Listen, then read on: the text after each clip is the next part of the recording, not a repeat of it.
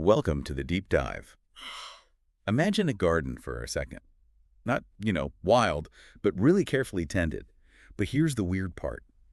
In this garden, if one flower gets too tall, too bright, just stands out. Gets cut down. Exactly. It gets its head chopped off. Hmm. The material we looked at calls this the absurd theater of tall poppy syndrome. You see it a lot apparently in workplaces, where your success, somehow it starts feeling like, like a problem. It's a really powerful image, isn't it? This idea that just being good at what you do, being successful, can actually make you a target for criticism, resentment, maybe even outright attacks. Like those gladiatorial arenas one source mentioned, where being excellent isn't the goal. It's almost like it makes you the enemy. Yeah, exactly. It flips things on their head. And I bet a lot of you listening have, maybe felt that or seen it happen, even if you didn't have the name tall poppy syndrome for it. Mm-hmm. So that's what this deep dive is all about, TPS. We've got some fascinating sources here, modern research psychology papers, but also these incredible ancient texts. Yeah, that's the really interesting angle. We're bringing in this ancient concept from Islamic scholarship, something they've studied for, over 14 centuries? Hasad, malicious envy. 14 centuries, wow. So the mission here is kind of seeing what this really deep historical perspective can tell us about our very modern problem. Exactly. Can it shed new light? Does it offer different solutions? We want to pull out the key insights, understand TPS maybe more deeply than just, office politics. Right. Go beyond the usual explanation. So if you've ever felt like your wins were kind of downplayed or that your success just created awkwardness instead of actual celebration, this is definitely for you. And it's not a niche feeling. One study we saw, it found nearly 9 out of 10 people surveyed, mostly women in this case, felt their achievements were undermined at work. 9 out of 10. That's Yeah. huge. It really shows how widespread this is. It really does. Okay, so let's really dig into TPS as we understand it today from the research. At its core, it's that impulse, right? To criticize someone, attack them, resent them, just because they did well. Precisely because of their success.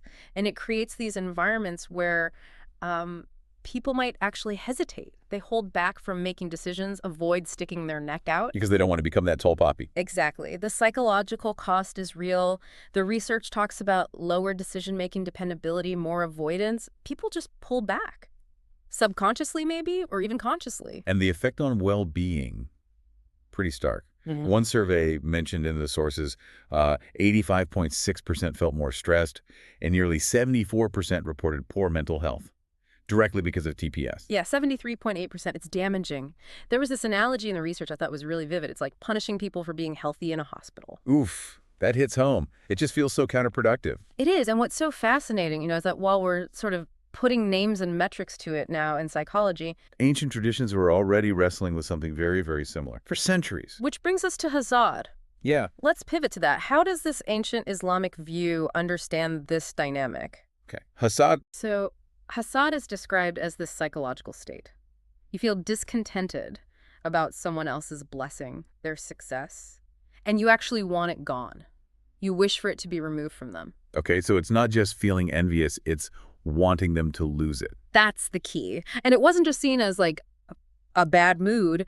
The classical scholars saw it as much deeper. A spiritual malady, they called it, or even a spiritual pathogen. A spiritual pathogen. Oh, wow. That framing changes things, doesn't it? Like it's an illness of the soul? Sort of, yeah. Or like a social cancer, something that can spread and damage the community.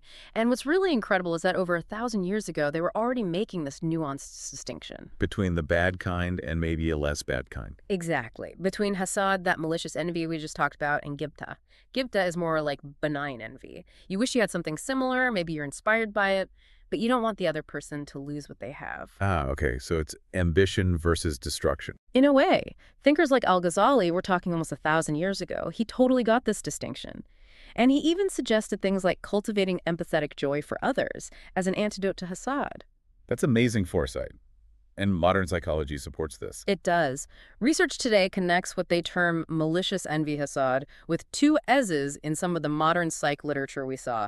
Linking back connects it with aggression, anxiety, depression, just like the classical scholars warned.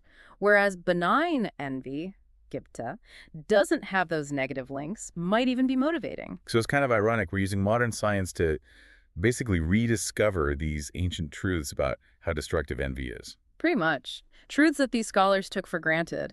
But the difference is, the Islamic framework didn't just diagnose it. It also offered what the material calls a comprehensive cure. A cure. Okay, I want to hear about that. The sources mentioned understanding the anatomy of this toxicity, like how does hasad actually work? A spiritual autopsy. Yeah, it lays out stages. It's a process. It often starts small, with muqayasa, comparison, just noticing what other people have, simple comparison. Okay, that seems pretty human. We all do that. Right, but if it's not checked, if it festers, it can grow into hukud, that's like a simmering resentment, ill will, holding a grudge deep down.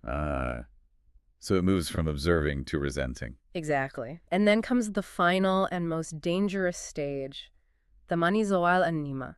That's the active, conscious desire for the other person's blessing, their success, their happiness, whatever it is, to just disappear, to be taken away from them. Wow.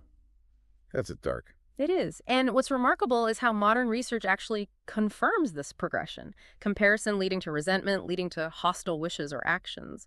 The ancient scholars mapped it out centuries ago. Seeing it as stages makes it feel maybe less inevitable. Like maybe you can interrupt it. That's definitely part of the thinking. And the medicine they prescribe is quite different from, say, cognitive behavioral therapy, CBT, today. Well, while CBT might focus on changing specific thought patterns, the Islamic approach frames hasad as fundamentally a spiritual problem. So the treatment is tazkiyah. Tazkiyah. What does that mean? It roughly translates to spiritual purification or self-rectification. It's about cleansing the heart, the soul, addressing the root spiritual state, not just the surface thoughts. So it's shifting from a purely mental issue to something deeper, existential almost. Yeah. And the sources stress this isn't just inside one person's head, right? It affects the whole group, the social ecology. Absolutely. There's a famous saying, a hadith attributed to the Prophet Muhammad, that envy devours good deeds like fire devours wood. Wow. That's potent. It shows this deep understanding that these individual negative states, they don't stay contained. They ripple outwards. They damage relationships, trust, the whole social fabric, just like TPS can poison a workplace culture. Makes sense. And the ultimate example they used was the story of Cain and Abel, or Habil and Qabil in the Quranic telling. Yes, presented as the archetypal case study. The sources even called it maybe the world's first recorded instance of tall poppy syndrome. Where one brother's success is accepted offering. Led directly to the other brothers consuming envy, this overwhelming hasad, and ultimately to violence. It's seen as this profound psychological profile of how envy can take root and destroy everything. So the material we look at really tried to bridge these two worlds, the ancient wisdom and the modern research. They use this term, trans-temporal triangulation. Yeah, kind of a fancy term, but the idea is simple. It means comparing insights across time. Looking at contemporary empirical findings like Dr. Billen's work on TPS impact that we mentioned, and putting them side by side with classical Islamic texts. The Quran, Hadith, writings of giants like Al-Ghazali, Ibn Sina, Ibn Qayyim. Triangulating across centuries. Exactly. The underlying idea, or maybe assumption, is that truth about human nature can emerge from different methods. Rigorous modern research might uncover something that revealed wisdom or centuries of deep reflection already pointed to. Different paths, same destination, in a way. That's the hypothesis, that these fundamental psychological and spiritual realities will surface, whether you approach them empirically or through this deep textual tradition. Okay, let's get really practical then. What does this Islamic prescription for dealing with hasad, or maybe by extension TPS, actually involve? It starts with diagnosis on different levels. That's right. It sees the problem, the pathology, as multidimensional, operating on 3 levels at once. First, the nafsani level, that's the individual. Okay. Here, the envious person is seen as being overwhelmed by their lower self, their base desires. The term is galabat ahawa. This clouds their judgment, leads to sort of a spiritual blindness, and definitely emotional turmoil. And like we said, modern research links this malicious envy to aggression, anxiety, depression, validating that internal turmoil. Okay, individual level. What's next? Second is the ijtima level, interpersonal, between people. Hasad is seen as fundamentally corrosive to community bonds, to brotherhood or sisterhood, ukhuwah. All right, you mentioned that saying earlier, envy and faith cannot coexist. Exactly. It highlights how deeply destructive it is to healthy relationships and trust within a group. And a third level. The mujtama level, societal. Yeah. When envy becomes widespread or normalized in a society or even just a workplace, it creates what the sources called success aversion. People are actively discouraged from excelling because they know they'll become targets. It creates that very garden we started with, where the tall poppies get cut down. It stifles excellence across the board. Man, okay, so that's the diagnosis. Deep, multi-layered. Right. What about the solutions? The cognitive reframing sounded really interesting. This is where it gets really distinct, I think. Instead of just challenging one negative thought like, it's not fair she got promoted, it goes deeper. It challenges the underlying assumptions about how the world works. Health. A key concept is risk. This idea of divinely allocated provision, sustenance.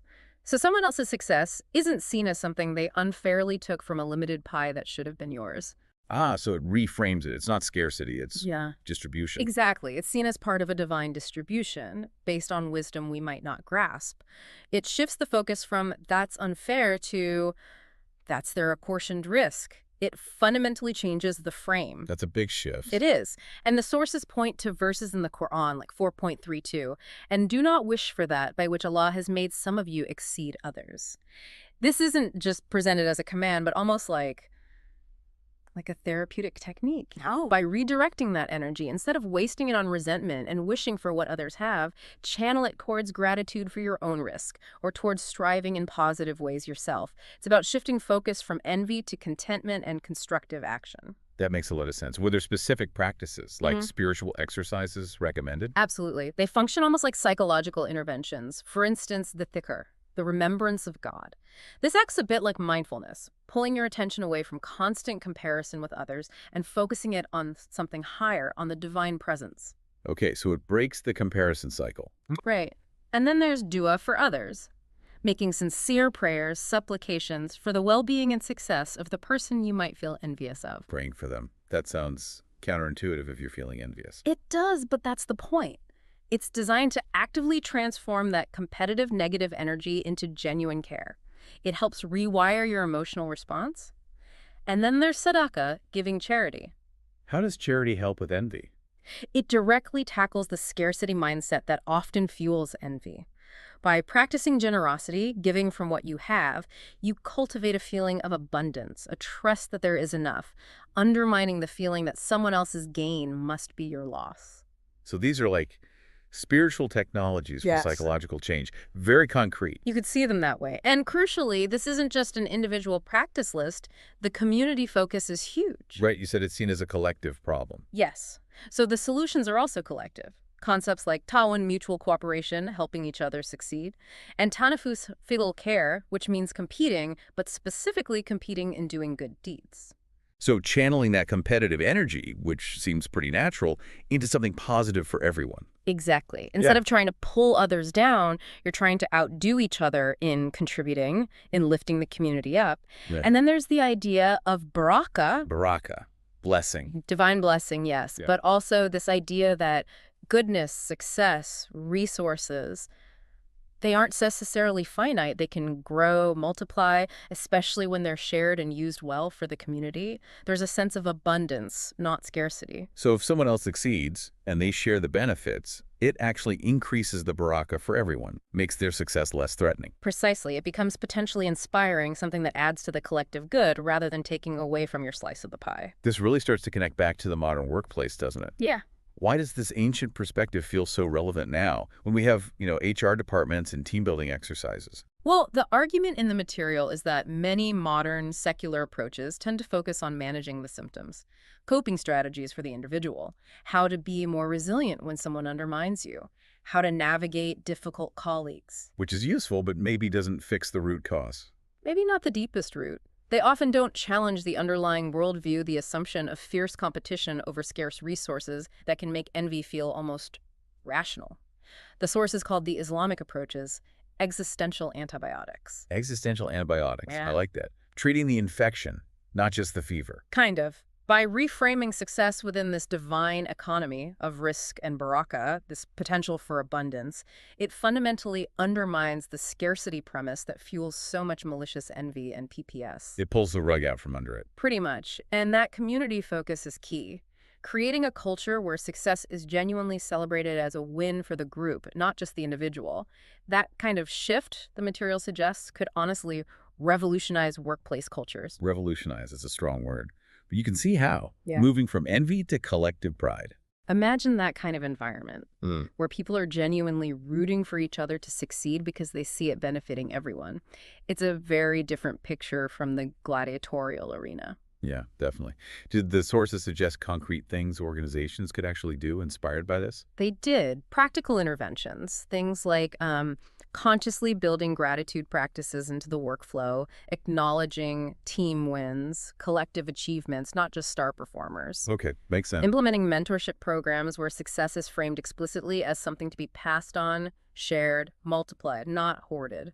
Like building Baraka. Exactly. Mm. Training on developing an abundance mindset, helping people see how a colleague's breakthrough could actually create new opportunities for the whole team or company. And celebrating together. Yes. Making achievements occasions for genuine community celebration. Yeah. Shifting the vibe from, oh, they got lucky or why them to, wow, this is great for us. That sounds, yeah, a lot healthier, a lot more sustainable than constantly watching your back. Definitely more appealing. Now, obviously, bringing ancient religious wisdom into modern secular organizations isn't straightforward. There are challenges. Sure. Bridging those different worldviews, different kinds of knowledge and divine revelation versus empirical data. Absolutely. The material acknowledges that complexity, but it frames it less as a roadblock and more as an invitation, an opportunity for more research, more exploration. Like what kind of research? Cross-cultural studies looking at envy in different contexts, longitudinal studies tracking the effects if people actually implement some of these Islamic practices, dhikr, dua, sadaqah, or even organizational studies testing interventions based on principles like ta'awun or fostering barakah. So lots more to explore there. Okay, let's try and wrap this up, pull the threads together. Okay, so we started with this very modern, very real problem, tall poppy syndrome, the way success can paradoxically lead to negative consequences, the stress, the impact on well-being and productivity. The garden where tall flowers get cut. And we saw the stats. It affects a lot of people. Then we journeyed back, way back to the Islamic tradition and found this incredibly sophisticated analysis of a similar phenomenon. Hasad, malicious envy. Diagnosed not just as an emotion, but as a spiritual malady with individual, interpersonal, and societal dimensions. A diagnosis that's lasted centuries. And crucially, it came with a whole suite of potential remedies. Cognitive reframing based on concepts like risk, spiritual practices like dhikr and dua, and community structures fostering cooperation, ta'awun, and shared blessing, barak. Addressing the heart, the relationships, and the whole system. Exactly. And the core idea, maybe the biggest takeaway, is that the best solution might not just be about making individuals tougher, making the poppies stronger so they can withstand the cutting.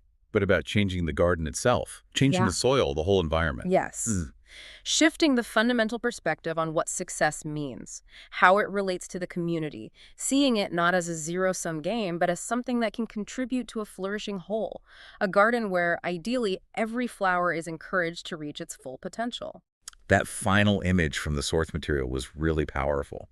Instead of being obsessed with cutting down tall poppies. Focusing on cultivating gardens where every flower is encouraged to bloom, it really leaves you thinking, given the clear costs of TPS that modern research shows. The stress, the lost potential, the toxic environments. Yeah, maybe the question isn't, can we afford to take these ancient insights seriously? But maybe.